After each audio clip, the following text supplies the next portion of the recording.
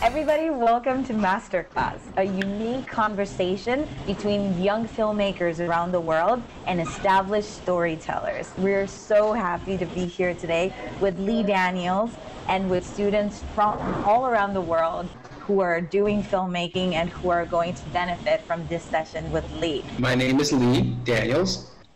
I'm old enough to be your grandfather.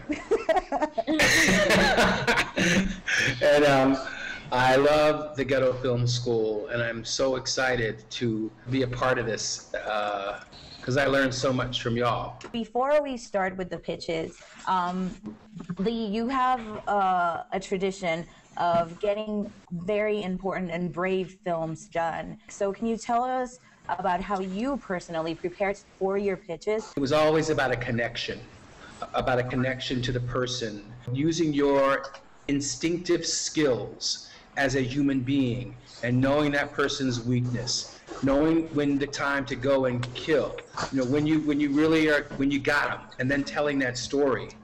What was the story and how passionate? You have to own it. I'll never forget, when I did Precious and I had her running down the running down the street with a chicken in her hand and everything. She was eating chicken, and I was so terrified. I said, like, oh my God, they're gonna laugh at me, This is hard. What is it? But I had to own it. The guys prepared a 30-second pitch, and all of them have been rehearsing it nonstop. Well, the story I want to tell is about an encounter between this young woman and a strange and interesting man who sells maps of the world in the streets of Jerusalem. The story is all about dreams and dreamers and what happens to the dream when it becomes reality and how different reality really is. Israel's in the house.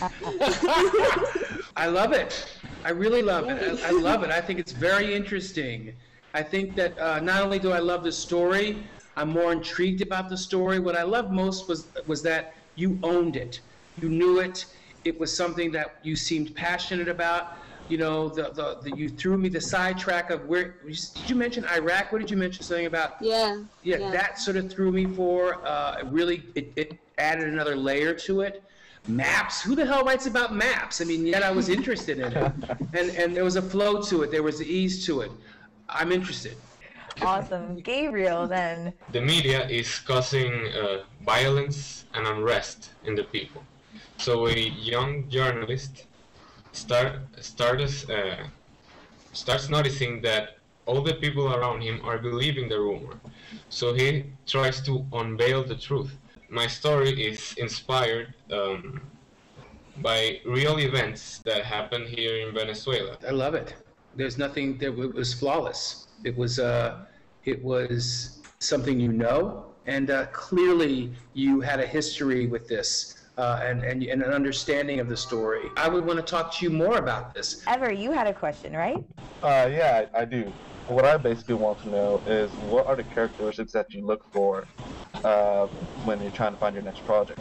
Hollywood can always throw together a romantic comedy or an action, whatever, but I like to get into our heads. Each of us here tonight are so complex, and so I like to dig in people's heads and mess around in people's heads, and I'd like to talk and to have conversation afterwards about characters that don't ever have a voice. Is it important for you to make the main idea of your film understandable for the vast majority, or is it enough to when some really intelligent people got this idea in his mind?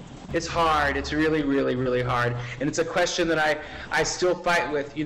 After Precious, I've had, many, many opportunities to do, studio movies. And I keep realizing, oh my God, am I messing up my career by going back to, voices that are unheard of. But I try to make commercial art house films. I was really surprised at the success of Precious, and I think that, because who would have thunk that could happen? And I think that hopefully I will give and inspire you all to continue on that road of thinking that you are the blockbuster and that you have the story within you.